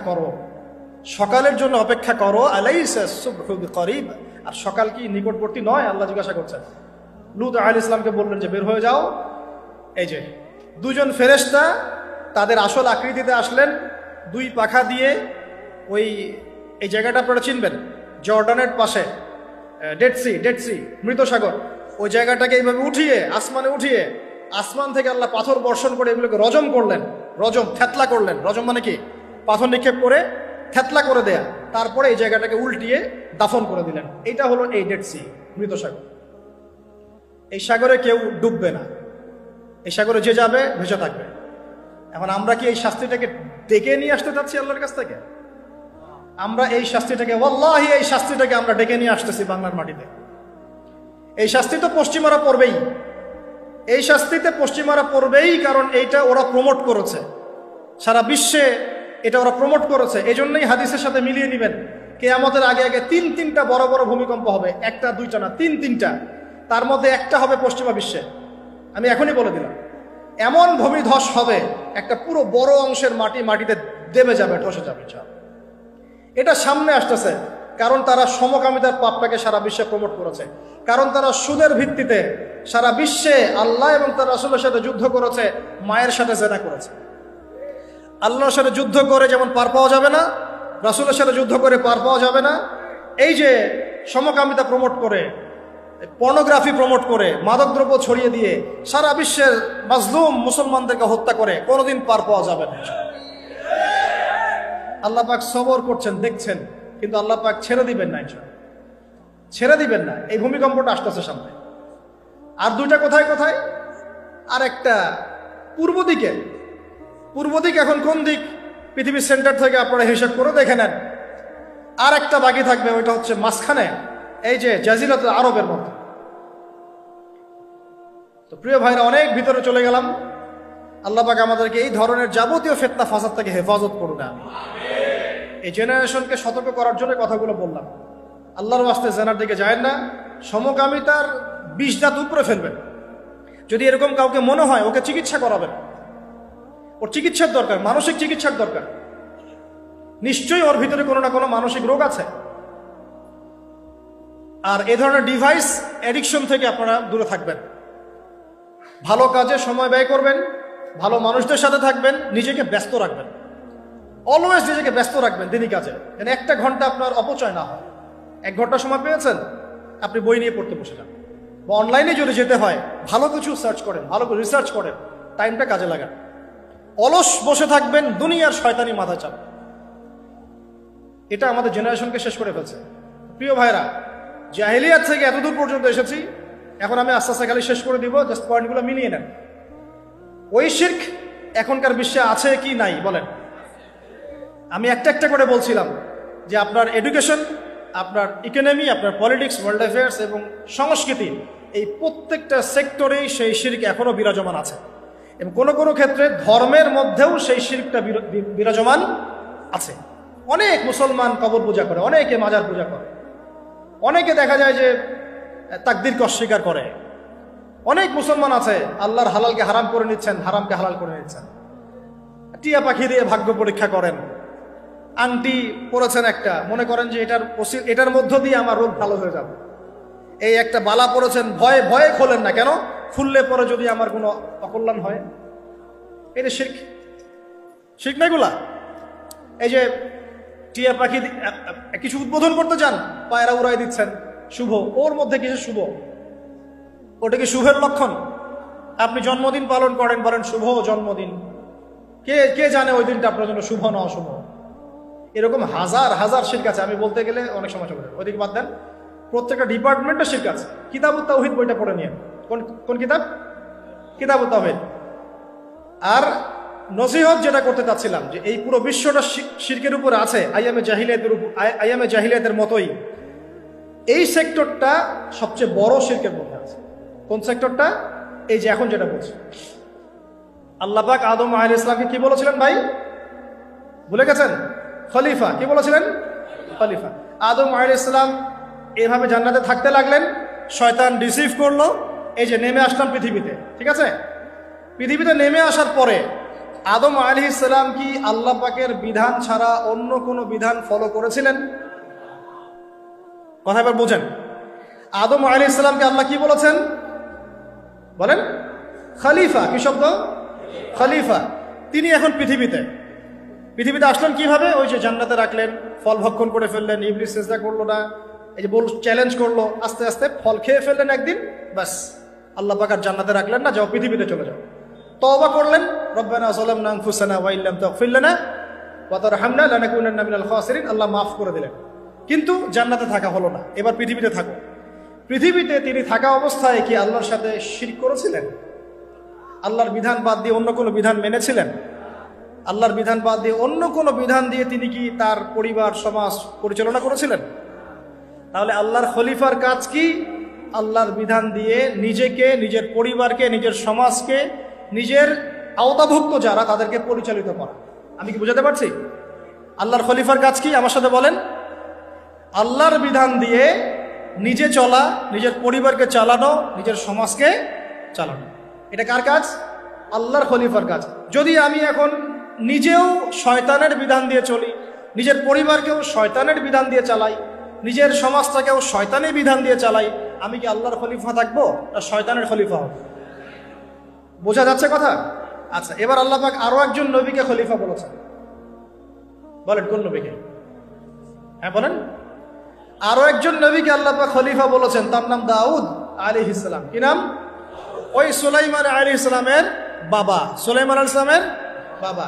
এই দাউদ আলাইহিস সালাম এই জেরুজালেম থেকে 40 বছর বিশ্ব শাসন করেছিলেন। কত বছর? কোন জায়গা থেকে? এই জেরুজালেম থেকেই। তার পরবর্তীতে তার সন্তান সুলাইমান আলাইহিস সালাম তিনিও 40 বছর বিশ্ব শাসন করেছেন এই জেরুজালেম। অচিরেই এই ইহুদিদেরকে নিয়ে আবারও 40 দিন বিশ্ব শাসন করবে মাসিহুদ দাজ্জাল। এটা লিখিত হয়ে গেছে এবং সে এত বেশি শক্তিপ্রাপ্ত হবে যেটা অতীতে কাউকে দেয়া হয়। মানে ওই সুলাইমান আলাইহিস সালামের সময় যেভাবে এই জিউসরা, বনু ইসরাইল এই পুরো বিশ্ব শাসন করেছিল, মাসিহুদ দাজ্জালকে নিয়ে ইহুদিরা বিশ্ব শাসন করবে। বনু ইসরাইলরা নয়, ইহুদিরা। বনু ইসরাইল ইহুদি এক নয়। বনু ইসরাইল ইহুদি এক নয়। বনু ইসরাইলরা তখন হকের উপর ছিল, ইহুদিরা হকের উপর নাই। কারণ তারা দুইটা চান্স মিস করেছে। এক, তারা তাদের সত্যিকারের মাসিহকে চিনতে ব্যর্থ হয়েছে এবং তাকে হত্যার চেষ্টা করেছিল। সত্যিকারের মাসিহের নাম ঈসা আলাইহিস সালাম। তাকে তারা জারদ সন্তান বলে গালি দিয়েছিল, নাউজুবিল্লাহ। তার মাকে ব্যভিচারিণী বলে গালি দিয়েছিল, নাউজুবিল্লাহ। তাকে হত্যার চেষ্টা করেছিল, নাউজুবিল্লাহ। আল্লাহ পাক তাকে উঠিয়ে নিয়েছেন, তিনি মারা যান নাই। ওমা কাতালুহু ওমা সালাবুহু, তারা তাকে হত্যাও করে নাই, ক্রুশবিদ্ধ করে নাই। বাল রাফাআহুল্লাহু ইলাইহি, বরং আল্লাহ পাক তাকে উঠিয়ে নিয়েছেন তার কাছে। ঠিক আছে? তারা আরো অনেক নবীকে হত্যা করেছে, সূরা ইয়াসিন পড়লে বুঝতে পারবেন। আরো জাকারিয়া আলাইহিস সালামকে তারা হত্যা করেছে, ইয়াহইয়া আলাইহিস সালামকে হত্যা করেছে। এমনকি আমাদের নবী মুহাম্মদ সাল্লাল্লাহু আলাইহি ওয়াসাল্লামকেও তারা একাধিকবার হত্যার চেষ্টা করেছে। ঠিক আছে? এই একটা চান্স চলে গেল, তারা বনু ইসরাইল থাকতে পারলো না। 2 নম্বর চান্স ছিল তাদের নবী মুহাম্মদ সাল্লাল্লাহু আলাইহি ওয়াসাল্লামের আনুগত্য করা। আল্লাহ পাক আল্লাহর নবীকে তাদের দরজা পর্যন্ত পৌঁছে দিলেন। তাদের কেবলায় 16 মাস নামাজ পড়লাম, পড়ি নাই? তারপরেও তারা হিংসার বশবর্তী হয়ে এবং চিরায়ত তাদের চরিত্রের বশবর্তী হয়ে তারা মুহাম্মদ সাল্লাল্লাহু আলাইহি ওয়াসাল্লামকে অস্বীকার করে। তাদের 2টা চান্স বন্ধ হয়ে গেল। এরপর থেকে তারা অভিশপ্ত হলো, অভিশপ্ত। আল্লাহ পাক ওদেরকে এখন এমন একটা আযাব দিবেন, এই মাসিহুদ দাজ্জালকেই তারা সত্য মাসিহ মনে করে বসে আছে। এই মিথ্যা মাসিহকেই তারা সত্য মাসিহ মনে করে বসে আছে এবং সেই প্ল্যাটফর্ম তারা রেডি করছে। এবং এই মিথ্যা মাসিহ দাজ্জাল এদেরকে নিয়েই 40 দিন বিশ্ব শাসন করবে। যার প্রথম দিনটা হবে 1 বছরের সমান, সেকেন্ড ডে হবে 1 মাসের সমান, তৃতীয় দিনটা হবে 1 সপ্তাহের সমান, বাকি দিনগুলো হবে আমাদের দিনের মতো। কিভাবে হবে আল্লাহু আ'লাম, আমরা জানি না। আল্লাহ পাক যা গোপন করেছেন আমরাও তা গোপন রাখলাম। তবে কিছু একটা তো হবে। এখন ওই জেরুজালেম থেকেই আবার দাজ্জালকে হত্যা করে ওই ঈসা আলাইহিস সালাম আরো 40 বছর খেলাফত কায়েম করবে ইনশাআল্লাহ। কত বছর? 40 বছর। তার আগ পর্যন্ত কিয়ামত হবে না ইনশাআল্লাহ। যে পয়েন্ট থেকে ওইখানে গিয়েছি, দাউদ আলাইহিস সালাম আল্লাহ পাকের খলিফা ছিলেন। শুধু এতটুকু বুঝাচ্ছি আপনাদেরকে একজন খলিফার কাজ কি, এটা বলে আমরা কনক্লুশনে চলে যাব। ঠিক আছে? খলিফার কাজ আল্লাহ পাক বলেছেন সূরা সাদে। কোন সূরায়? আল্লাহ পাক বলছেন ইয়া দাউদ, দরদ মাখা কণ্ঠে বলছেন, হে দাউদ শোনো, ইন্না জাআলনাকা খলিফাতান ফিল আরদ। আল্লাহর ওয়াস্তে যত পলিটিশিয়ান আছেন উপস্থিত এখানে, যে যেখানে দায়িত্বশীল আছেন, সবাই এই আয়াত দুটো মুখস্থ রাখবেন। মানেন না মানেন, মানতে পারেন না পারেন, এটা আপনার হিসাব, আপনার কবর, আপনার হাসর, আপনার জান্নাত, আপনার জাহান্নাম। আমাদের সাথে কোনো সম্পর্ক নাই, জাস্ট শুনে যান। খলিফার কাজ কি? আল্লাহ পাক বলেন, হে দাউদ, ইন্না জাআলনাকা খলিফাতান ফিল আরদ, আমি তোমাকে জমিনে আমার খলিফা করেছি। একটু আগে বলেছি তিনি জেরুজালেম থেকে বিশ্ব শাসন করেছেন, শুধু একটা অঞ্চল নয়। As a ruler, as a political leader, as a নবী, তিনি পুরো বিশ্ব শাসন করেছেন। কত বছর? 40 বছর। ইয়া দাউদ ইন্না জাআলনাকা খলিফাতান ফিল আরদ, হে দাউদ, আমি তোমাকে পৃথিবীতে আমার খলিফা করেছি। ফাহকুম বাইনান নাসি বিল হক, তুমি মানুষের মাঝে ন্যায় বিচার করো। কি করো? খলিফার কাজ কি? আবার বলেন, খলিফার কাজ কি? মানুষের মাঝে ন্যায় বিচার করো। ফাহকুম বাইনান নাসি বিল হক, হকের মানদণ্ডে তুমি মানুষের মাঝে বিচার ফয়সালা করো। আমাকে বলেন, আল কোরআনের চাইতে হক কিসের মধ্যে বেশি আছে? এই কত বড় কলিজা আপনার, বলেন আমার। আল কোরআন এবং নবীর সুন্নতের বাইরে আর কোন উৎস আছে যেটাকে আমি হক বলতে পারি? ফাহকুম বাইনান নাসি বিল হক। আরো আছে, আয়াত শেষ হয় নাই। আল্লাহ বলছেন, ওয়ালা তাত্তাবিউল হাওয়া, দেখো নিজের মন গড়া প্রবৃত্তির অনুসরণ করো না, নিজের মন গড়া বিধানের দাসত্ব করো না, নিজের প্রবৃত্তির অনুসরণ করো না। প্রবৃত্তি মানে কি? মন যা চায় তাই কর। এখন আমাকে বলেন দেখি, ইউনাইটেড নেশনস যে রুলসগুলো দিয়েছে, এগুলো কি কোরআনের রুলস, হাদিসের রুলস, না মন গড়া রুলস? পুরো বিশ্ব তাহলে পলিটিক্যালি শিরকের মধ্যে আছে কি নাই? আমি কি প্রমাণ করতে পারলাম না পারলাম? ওর আন্ডারে যত কান্ট্রি থাকবে, তারা কেউ কি ওদের আন্ডারে থেকে কোরআন এবং হাদিসের প্রত্যেকটা রুলস বাস্তবায়ন করতে পারবে? ফাহকুম বাইনান নাসি বিল হক, এটা করতে পারবে? ওয়ালা তাত্তাবিউল হাওয়া, এটার বাইরে যেতে পারবে? কোশ্চিন কালো, ওইটা গোড়া, শিরক কুফর তাগুতের মূল গোড়া এটা। আরো আছে, আয়াত শেষ হয় নাই। ওয়ালা তাত্তাবিউল হাওয়া, তুমি নিজের প্রবৃত্তির অনুসরণ করো না। ইউদিল্লাকা আন সাবিলিল্লাহ, প্রবৃত্তির অনুসরণ করলে এই অনুসরণ তোমাকে আল্লাহর রাস্তা থেকে সরিয়ে নিয়ে যায়। সরিয়ে নেয় নাই? নিতে বাধ্য। অবশ্যই আপনি বাউন্ড টু বি মিসগাইডেড। ওয়ালা তাত্তাবিউল হাওয়া ইউদিল্লাকা আন সাবিলিল্লাহ। আয়াত এখনো শেষ হয় নাই। আল্লাহ পাক আরো বলছেন, ইন্নাল্লাযীনা ইউদিল্লুনা আন সাবিলিল্লাহ, ভালো করে শোনেন, ইন্নাল্লাযীনা ইউদিল্লুনা আন সাবিলিল্লাহ, যারা আল্লাহ পাকের সরল রাস্তা থেকে বিভ্রান্ত হয়ে যায়, বিচ্যুত হয়ে যায়, লাহুম আযাবুন শাদীদ, ওদের জন্য কাল কিয়ামতে কঠিন শাস্তি আছে। আযাবুন শাদীদ, কঠিন শাস্তি আছে। কেন? বিমা নাসু ইয়াউমাল হিসাব, তারা হিসাবের দিনটাকে ভুলে গিয়েছে। জাস্ট দুইটা সূরা সদের একজন খলিফার কাজ, তার ফাংশন এখানে পাবেন। একজন খলিফার কাজ, এই দুনিয়াতে আল্লাহ পাক তাকে যে ক্ষমতা দিয়েছেন, এটা দিয়ে সে যেন মানুষের মাঝে ন্যায় বিচার করে, নিজের প্রবৃত্তির অনুসরণ না করে, মন গড়া বিধানের অনুসরণ না করে, না হলে আল্লাহর পথ থেকে বিচ্যুত হয়ে যাবে। কিয়ামতে ভয়ঙ্কর শাস্তি অপেক্ষা করবে, সমস্ত পাপের হিসেব সেদিন দিতে হবে। এখন আমাকে স্ট্রেট ফরওয়ার্ড বলেন দেখি, স্ট্রেট ফরওয়ার্ড বলেন যে পুরো ওয়ার্ল্ড যারা চালাচ্ছে, এদের বিধানগুলো কি কোরআন সুন্নাহ মোতাবেক? ওর আন্ডারে যত অর্থনৈতিক সিস্টেম, ব্যাংকিং সিস্টেম আছে, এগুলো কি কোরআন সুন্নাহ মোতাবেক? ওদের যত মিডিয়া, প্রযুক্তি মিডিয়াগুলো আছে, এগুলো দিয়ে যে প্রোপাগান্ডাগুলো চালানো হয়, এগুলো কি সত্য? ওদের যে সংস্কৃতিগুলো তারা সারা বিশ্বে ছড়িয়ে দিচ্ছে, এগুলো কি সত্য? এগুলো কি ভালো? এগুলো কি হক? তাদের যে বস্তুবাদী শিক্ষা ব্যবস্থা কোরআন সুন্নাহ বিবর্জিত, এটা কি হক? তাদের এই যে পর্নোগ্রাফির মহামারী, এটা কি হক? ট্রান্সজেন্ডার, এটা কি হক? সমকামিতা কি হক? রিবা কি হক? আর কি বলবো, কয়টা বলতে বাকি রাখ বলেন? একটা একটা করে ফাইন্ড আউট করেন।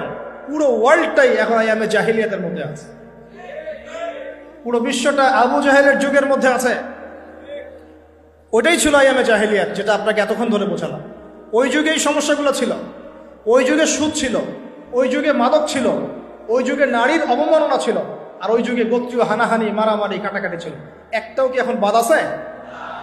ওই যুগটা 23 বছরে নবী সাল্লাল্লাহু আলাইহি ওয়াসাল্লাম অন্ধকারের যুগ থেকে আলোকিত সমাজে পরিণত করলেন। এই যে আমার হাতে যে কিতাব, এই কিতাবের আলোকে। কত বছর? মাত্র 23 বছর। প্রথম 3 বছর গোপনে দাওয়াত দিলেন, তারপরে প্রকাশ্যে দাওয়াত দেওয়া শুরু করলেন। সমাজে কনফ্লিক্ট শুরু হলো, হক আর বাতিলের সংঘর্ষ শুরু হলো।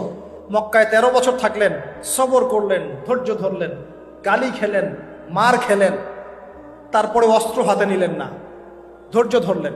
প্রয়োজনে আবিসিনিয়ায় সাহাবীরা হিজরত করলেন, প্রয়োজনে তিনি তায়েফে গেলেন সাহায্য নিতে, মার খেলেন, আবার ফিরে আসলেন। 3 বছর শিয়ারে আবু তালেবে বয়কটের জীবন যাপন করলেন, কেউ কথা শোনে না, গুটি কয়েক মানুষ ছাড়া। ধৈর্যহারা হলেন না, কোরআন নাজিল হতে থাকলো। এই গুটি কয়েক মানুষকে নিয়েই দারুল আরকামে সাহাবীদেরকে তালিম দিতে লাগলেন, তাসকিয়া দিতে লাগলেন, কোরআনের শিক্ষা দিতে লাগলেন, দাওয়াত চলতে লাগলো। আস্তে আস্তে এভাবে ইসলাম আগাতে লাগলো। নবুয়তের 13তম বছরে গিয়ে চাচা আবু তালেবও ইন্তেকাল করলো, তার স্ত্রী খাদিজা রাদিয়াল্লাহু আনহাও চলে গেলেন। আল্লাহ পাক তাকে মেরাজে উঠিয়ে নিলেন। সুবহানাল্লাহ। আমার বান্দার মনে কষ্ট, আসো আমার কাছে আসো, সব কষ্ট চলে যাবে। এখনো আপনাদের মনে অনেকের অনেক কষ্ট, এই কষ্ট এইসব মাদকে, মেয়ের সাথে অ্যাফেয়ার্সে, এই সিগারেটে ইত্যাদি তমুকে তমুকে এগুলো যাবে না। এই কষ্টগুলো দূর করতে হলে সেজদা দিতে হবে। বান্দা আমার কষ্টে আসো, আমার কাছে আসো, মেরাজে আসো। আল্লাহ পাক সরাসরি কথা বললেন, হে মুহাম্মদ শোনো, তোমার উম্মতের যে কোনো ব্যক্তি যত পাপই করুক না কেন, শিরকের পাপ না করলে আমি জান্নাত দিয়ে দিব। এত সহজ না বিষয়টা, কারণ আমি দেখালাম আপনাকে ওয়ার্ল্ডটাই শিরকের উপর আছে। এই জন্যই তো এত বড় প্রতিশ্রুতি, যত পাপ করে করুক, শুধু যদি শিরক মুক্ত আমলনামা নিয়ে আসতে পারে আমি জান্নাত দিয়ে দেব। আল্লাহ ওয়াদা করলেন। 5 ওয়াক্ত নামাজ দিলেন, যা আগে 50 ওয়াক্ত ছিল, আর সূরা বাকারার শেষের 3টা আয়াত দিয়ে দিলেন। ব্যাস, এই 13 বছর চলে গেল। পরে মদিনা থেকে কিছু যুবক আসলো, যুবকরা ভালো করে শোনেন শেষ অংশ এটা।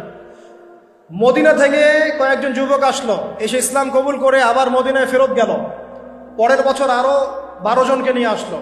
আল্লাহ নবী তাদের সাথে আরেকজন দায়ীকে পাঠাই দিলেন। দেখেন, এখানে একজন দায়ীকে পাঠানো হয়েছে, দায়ী যে হৃদয় থেকে দরদ অনুভব করে শুধু আল্লাহর জন্য মুখলেস ভাবে মানুষকে দাওয়াত দেয়। দায়ী, ইসলামের ইতিহাসের প্রথম দায়ী, তার নাম মুসআব বিন উমাইর রাদিয়াল্লাহু আনহু, যার মাকবারা, কবর আমরা দেখে আসছি। কি জীবন ছিল তার! তার যে পারফিউম ছিল, পারফিউম, এই পারফিউমটা এখন কোটি টাকা দাম হবে হয়তো না। ইসলাম কবুল করার পরে উহুদের যুদ্ধে শহীদ হয়েছেন।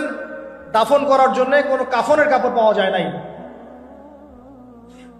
ঘাস দিয়ে দাফন করা হয়েছে, ঘাস দিয়ে। এই হলো জীবন। তিনি গেলেন মদিনায়, তার একক দাওয়াতে মদিনার 75টা বড় বড় পরিবার ইসলাম কবুল করলো। মাশাআল্লাহ। এইবার তারা এসে আল্লাহ নবীর হাতে বায়াত করলো। কি বায়াত? যে আমরা শিরক করব না, সন্তানদেরকে হত্যা করব না, চুরি করব না, জিনা করব না, সৎ কাজে আদেশ করব, অসৎ কাজে নিষেধ করব। আর ছিল কি? একে অপরকে মিথ্যা অপবাদ দিব না। এবং আপনি যে বাহিনী গড়ে উঠলো, অর্থনীতি সক্রিয় হলো, সচল হলো, মানে একটা স্টেট গঠন করতে যা যা লাগে সবকিছু মদিনায় হলো, মক্কায় সেটা হয় নাই। এরপর থেকে শুরু হলো এই যে গাজওয়া, সারিয়া, এগুলা সশস্ত্র যুদ্ধ। বদর, তারপরে উহুদ, তারপরে খান্দক, তারপরে যে হুদাইবিয়া, তারপরে খাইবার, মুতা, এইভাবে চলতে থাকলো। মাত্র 8 বছর। কত বছর? মাত্র 8 বছরে পুরো প্রেক্ষাপটটাই পরিবর্তন হয়ে গেল। ইসলাম যে গুটি কয়েক মানুষ দিয়ে শুরু হয়েছিল, এখন আর এই অবস্থা থাকলো না। হাজার হাজার হাজার হাজার মানুষের মধ্যে ইসলাম পৌঁছে গেল। বহু অঞ্চল বিজিত হলো। সাহাবীদের মানে ব্যক্তিগত অবস্থা, সামাজিক অবস্থা, অর্থনৈতিক অবস্থা সব উন্নত হলো এবং ইসলাম একটা বিশ্ব শক্তি রূপে আত্মপ্রকাশ করলো। সুবহানাল্লাহ। ব্যাস, তারপরে মক্কা বিজয় হলো, পুরো আরবটা আমাদের দখলে চলে আসে। এইটুক জায়গায় সীমাবদ্ধ থাকে না ইসলাম। এরপরে আবু বকর সিদ্দিক ছিলেন আরো 2.5 বছর, তারপর ওমর ইবনে খাত্তাবের 10 বছর, ইসলাম আরো ছড়াতে লাগলো। তারপর উসমান রাদিয়াল্লাহু আনহুর প্রায় 12 বছর, আরো ছড়াতে লাগলো। একদম এদিকে মরক্কো থেকে নিয়ে পুরো চায়না পর্যন্ত, আন্দালুসিয়া থেকে নিয়ে একদম এই যে আফগান পর্যন্ত, ভারতের সিন্ধু পর্যন্ত পুরো জায়গাটাই মুসলমানদের করতলগত হয়ে গেল। কোন জেনারেশন আমরা! কাদেরকে এইসব বুঝাচ্ছি, কাদেরকে শিখাচ্ছি, কাদেরকে জানাচ্ছি, যারা এই ইতিহাসটাও অনেকেই জানে না যে এই হিস্ট্রিটা আমাদের ছিল। এইভাবে চলতে চলতে উমাইয়ারা আসলো, তারপরে প্রায় 100 বছর, এক্স্যাক্টলি 97 ইয়ার্স। আব্বাসীয়রা আসলো 550 বছর। আন্দালুসিয়াতে ছিল খেলাফা, তারপরে এই টার্কিশরা এসেছে, অটোম্যানরা, তার আগে ফাতিমিরা এসেছে, সেলজুকরা এসেছে, এই আইয়ুবিরা এসেছে, তারপরে জিঙ্গিরা এসেছে, মোগলরা এসেছে, আফগানরা এসেছে। এভাবে ইসলামের ঝান্ডা সবাই বহন করে করে বিশ্বে ইসলাম প্রতিষ্ঠা করেছে। আমরা কি উড়ে এসে জুড়ে বসছি নাকি? এখনকার নতজন মনোভাব কেন? এখন প্রত্যেকটা মুসলমানের সাইকোলজিক্যালি নতজন মনোভাব, মনে হয় যে আমরা এতিম, কেউ নাই। এই অবস্থা থেকে ইসলাম এই জায়গায় আসছে 1914 সাল পর্যন্ত। 1914 ফার্স্ট ওয়ার্ল্ড ওয়ারে এই জেরুজালেম যখন দখল হয়ে গেল ব্রিটেনের হাতে, বাস তখন থেকে ইহুদিরা ওটা ঢোকা শুরু করলো। ঢুকে আস্তে আস্তে আস্তে 1914 থেকে এখন কত বছর? অলমোস্ট 100 বছর। এই লাস্ট 100 বছরটা হচ্ছে আমাদের অধঃপতনের সময়। লাস্ট 100 বছর, এই লাস্ট 100 বছরে আমরা ওই ল্যান্ডগুলো হারাই ফেলছি, ওই খিলাফাও চলে গেছে, আর খলিফার ফাংশন তো জানার কথাই না। যেহেতু খিলাফাই নাই, খলিফা দিয়ে কি হবে, তাই না? খিলাফাই যেহেতু নাই, তাহলে খলিফা দিয়ে আর কি হবে? ওটা শেষ। রাষ্ট্রে রাষ্ট্রে ভাগ হয়ে গেলাম, শত শত, প্রত্যেকটা রাষ্ট্রের ভিতরে আবার ওই পশ্চিমা তন্ত্রমন্ত্র ঢুকে গেল। এখন সবাই ভাইয়ে ভাইয়ে লড়াই করছি, তাকায় তাকায় মজা নিচ্ছে। তারপর ধর্মের মধ্যে অনেক শিরক ঢুকে গেল, বেদাত ঢুকে গেল, ফেরকাবাজি ঢুকে গেল, একদম দলে দলে ভাগ হতে হতে হতে হতে শক্তি কমে গেল, হাওয়া বেরিয়ে যাবে।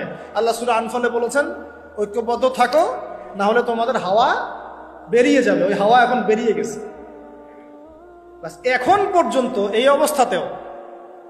অবস্থাতেও বসে বসে এই বিষয়গুলো চিন্তা করা বাদ দিয়ে কে কার গীবত করতে পারে, কে কার সমালোচনা করতে পারে, হ্যাঁ, কে কাকে ধুয়ে রেখে দিবে, কে কোন ইস্যু নিয়ে নিজেকে ভাইরাল করতে পারে, হ্যাঁ, কে মানুষকে ছোট করে নিজে বড় হতে পারে, কে কার গলায় ছুরি চালাবে, এইগুলোই চলতেছে।